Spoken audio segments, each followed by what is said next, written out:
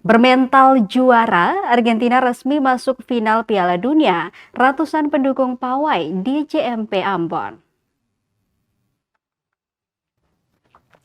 Usai La Albiceleste menumbangkan Inggris dengan skor dramatis 2-1 pada semifinal Piala Dunia 2026, ratusan pendukung timnas Argentina menggelar konvoi kemenangan di atas Jembatan Merah Putih atau JMP Kota Ambon, Maluku, Kamis 16 Juli 2026.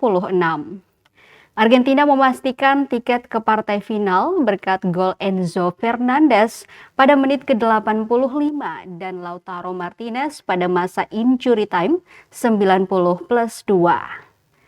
Sempat tertinggal lebih dulu, kemenangan tersebut kembali mengukuhkan Argentina sebagai tim bermental juara.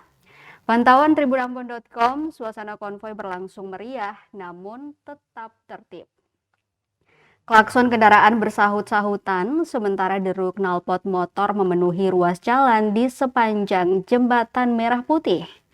Para pendukung mengenakan jersey biru putih khas Argentina sambil mengibarkan bendera dari atas sepeda motor maupun mobil. Sebagian lainnya berhenti sejenak untuk berfoto dengan latar belakang Jembatan Merah Putih dan panorama Kota Ambon.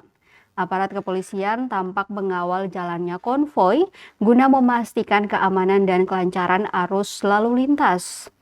Meski dipadati kendaraan, perayaan berlangsung kondusif tanpa menimbulkan kemacetan berarti.